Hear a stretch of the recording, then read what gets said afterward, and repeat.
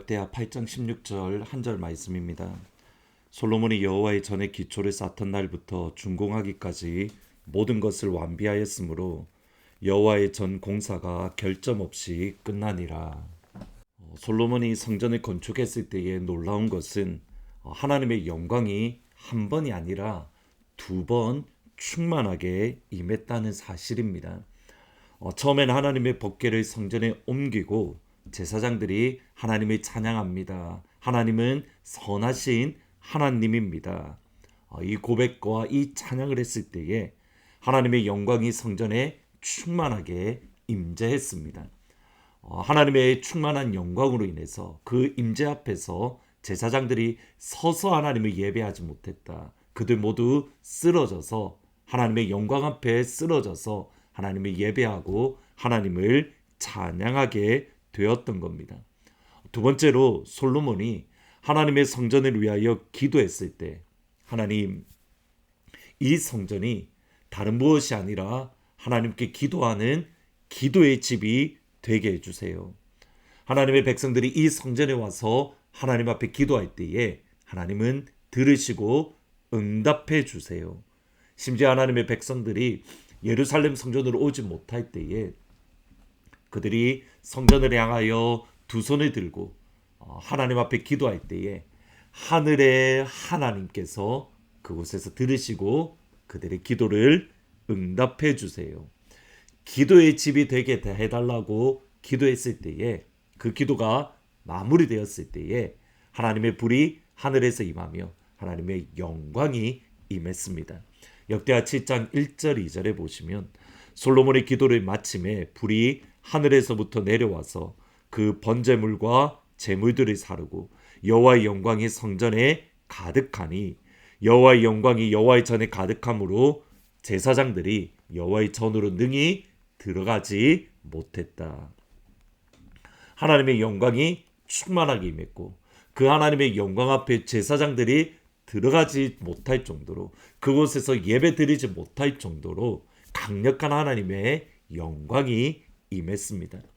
그리고 그 하나님의 영광으로 인해서 이스라엘 백성들은 기뻐하고 즐거워하고 감사함으로 예배를 7일 동안 더 드렸고 또 건축을 모두 마쳤던 그날 하나님께서는 솔로몬의 기도대로 예루살렘 성전을 기도하는 집으로 삼아주겠다. 하나님은 약속하십니다. 예루살렘 성전에서 드리는 기도를 하늘에서 들으시고 하나님께서 그 땅을 고치실 것인데 왜냐하면 하나님의 마음이 예루살렘 성전에 있기 때문에 하나님의 귀가 예루살렘 성전을 향하기 때문입니다. 여기까지가 7장의 내용입니다. 그리고 8장에 이르러서는 솔로몬이 왕으로서 어떠한 일들을 행했는가 솔로몬의 업적에 대한 내용입니다. 솔로몬은 업적은 그의 아버지 다윗과는 조금 달랐습니다. 8장 6절에 보시면 또 바알락과 자기에게 있는 모든 국고성들과 모든 병거성들과 마병의 성들을 건축하고 솔로몬이 또 예루살렘과 레바논과 그가 다스리는 온 땅에 건축하고자 하던 것을 모두 다 건축하니라. 물론 솔로몬도 군사력을 동원해서 주위를 정복하기는 했습니다. 그런데 솔로몬이 더 집중했던 것은 어떠한 나라를 정복하고 군사력으로 이끌어가는 것보다는 성을 건축하고 그의 아버지 다윗이 정복했던 그 지역의 성을 쌓음으로 굳건하게 하는 데에 집중을 했습니다. 정복을 거의 하지 않았던 이유는 무엇이냐면 그의 아버지 다윗이 이미 하나님이 약속하셨던 가나안 땅의 영토 많은 부분을 이미 정복했기 때문입니다. 여기에 중요한 아버지의 마음이 있습니다. 하나님이 주시는 땅 이상으로 나아가는 것은 하나님의 뜻이 아닙니다. 그 이상은 우리의 욕심에서 나온 것으로 탐심은 곧 우상 숭배다. 하나님이 우리에게 주신 땅에 만족하며 그 가운데에서 감사함으로 살아가는 것, 그것이 주님께서 원하시는 삶입니다. 솔로몬은 하나님이 우리에게 약속하신 땅의 경계를 알고 있었고 그 땅 이상으로 나아가지 않으려고 했던 것이고 아버지 다윗이 정복했던 성을 견고하게 쌓는 데에 솔로몬은 조금 더 집중을 했습니다. 두 번째로 솔로몬이 했던 것은 이스라엘에 남아있던 이방인들을 일꾼으로 삼았습니다. 이스라엘 백성들이 가나안 땅에 들어왔을 때에 가나안에 살던 이방인들을 모두 쫓아내고 진멸해야 되는데 그들이 그렇게 하지 않았습니다. 이방인들과 함께 살아가면서 이스라엘 백성들은 그들의 하나님을 믿는 믿음에서 벗어나고 탈선했습니다. 더 이상 그들의 힘을 가지지 못하도록 영향력을 발휘하지 못하도록 솔로몬은 이방인들을 일꾼으로 삼았던 겁니다. 세 번째로 솔로몬은 바로의 딸, 그가 결혼했던 바로의 딸을 위해서 또 다른 성을 건축했습니다. 8장 11절에 보시면 솔로몬이 바로의 딸을 데리고 다윗 성에서부터 그를 위하여 건축한 왕궁에 이르러 이르되 내 아내가 이스라엘 왕 다윗의 왕궁에 살지 못하리니 이는 여호와의 궤가 이룬 곳은 다 거룩함이니라. 솔로몬이 사실 바로의 딸과 결혼한 것은 하나님 보시기에 선한 행동, 바른 행동은 아닙니다. 그리고 이것 때문에 솔로몬이 그의 노년에 넘어졌던 것도 사실입니다. 근데 솔로몬이 왜 바로의 딸과 결혼을 했냐면 주변 나라와 조약을 맺기 위함입니다. 결혼으로 서로 맺어졌으니 공격하지 말고 만일 다른 나라가 우리를 공격할 때에 당신이 우리를 도와주십시오. 이러한 조약입니다. 근데 이것은 또 다른 측면에서 보면 이 당시에 고대 근동 국가에서 행하던 모습과 조금 다릅니다. 일반적으로는 강대국과 약소국이 있으면 약소국의 딸을 왕의 아들을 강대국으로 보내는 것이 일반적입니다. 그런데 솔로몬은 이것을 반대로 했던 겁니다. 솔로몬은 나름 그의 지혜를 가지고 이 일을 했습니다. 그러나 이것 때문에 그의 노년에 하나님을 버리고 하나님을 향하여 마음을 완악하게 만들었습니다.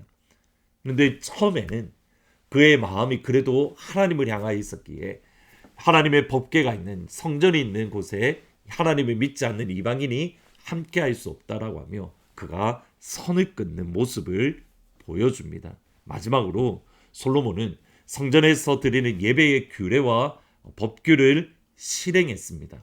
그의 아버지 다윗이 하나님께 받았던 그 법례, 예루살렘 성전을 어떻게 이끌어가고 또 성전의 규례는 어때야 되고 제사장들, 레위인은 어떻게 섬겨야 되는가, 그 모든 것들을 가르쳐 주고 그것대로 실행했습니다. 그리고 나서 나오는 말씀이 8장 16절 말씀입니다. 솔로몬이 여호와의 전에 기초를 쌓던 날부터 준공하기까지 모든 것을 완비하였으므로 여호와의 전 공사가 결점 없이 끝나니라. 16절이 조금 의아합니다. 솔로몬 성전은 이미 7장에서 완성이 되었습니다. 완성되었고 하나님 앞에 기도했고 하나님이 그 성전에 대해서 응답해 주시겠다 약속도 주셨습니다. 그런데 8장에 이르러서야 솔로몬이 나라를 땅을 정복하고 성을 싸움으로 굳건하게 하고 이방인들을 일꾼으로 삼고 바로를 딸을 위하여 또 다른 성을 쌓고 그리고 제사장들이 실제적으로 움직였던 그때야 하나님의 성전이 결점 없이 흠집 없이 흠 없이 완성되었다라고 결론을 내리는 겁니다. 여러분 중요한 의미가 있습니다. 성전 공사는 건물로 끝나는 게 아니라는 겁니다. 성전 공사는 이제 시작입니다. 그 성전을 중심으로 하나님 앞에 나와 기도하고 하나님과 깊은 교제 안에서 그들의 백성들의 실제의 삶, 그들이 거하고 있는 자리에서 그들이 결정해야 될 모든 결정들, 그들이 살아가는 모든 삶의 순간들을 하나님을 향한 예배에서부터 번져 나아가는 겁니다.